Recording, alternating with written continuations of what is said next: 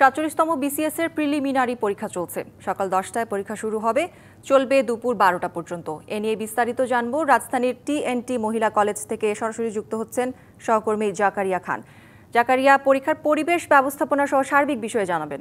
জি কৌরি, আপনি জানেন যে আজ থেকে ঢাকা বিভাগ সহ দেশের 8টি বিভাগের প্রায় 256টি শিক্ষা প্রতিষ্ঠানে একযোগে শুরু হয়েছে বিসিএস 47তম প্রিলিমিনারি যে এমসিকিউ পরীক্ষাটি, সেই পরীক্ষা। এবং এই পরীক্ষায় কিন্তু এবার আবেদন করেছেন প্রায় 3,48,000-এরও বেশি আবেদনকারী। এবং এই পরীক্ষার্থীরা কিন্তু তাদেরকে পিএসসি থেকে নানান নির্দেশনা দেওয়া হয়েছে পরীক্ষাকে কেন্দ্র করে, এবং তারা সব সেই নির্দেশনা মেনে এবং যথাসময়ে কিন্তু হলে প্রবেশ করেছেন।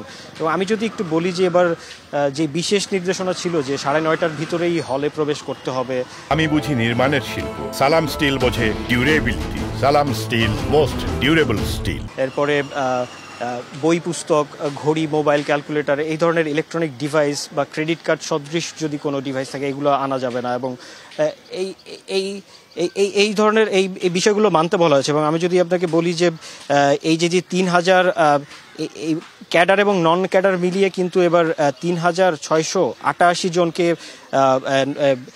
নিয়োগ দিবে পিএসসি। এবং এই পরীক্ষাকে কেন্দ্র করে কিন্তু আইন শৃঙ্খলা রক্ষাকারী বাহিনী এবং এই পরীক্ষার কাজে, এই পরীক্ষা নিয়ন্ত্রণের কাজে যারা নিয়ন্ত্রণে রয়েছেন তাদের সবাই কিন্তু যথেষ্ট আন্তরিকতার সাথে এবং তাদের কাজ করেছেন। এবং পরীক্ষার্থীরা যেটি বলছিলেন, অভিভাবকরা যেটি বলছিলেন যে এবারের পরীক্ষার পরিবেশ খুবই সুন্দর রয়েছে এবং তারা আশাবাদী যে একটি সুন্দরভাবে এই পরীক্ষাটি শেষ হবে এবং তাদের যে পরীক্ষার্থীরা রয়েছে তারা উত্তীর্ণ হবে।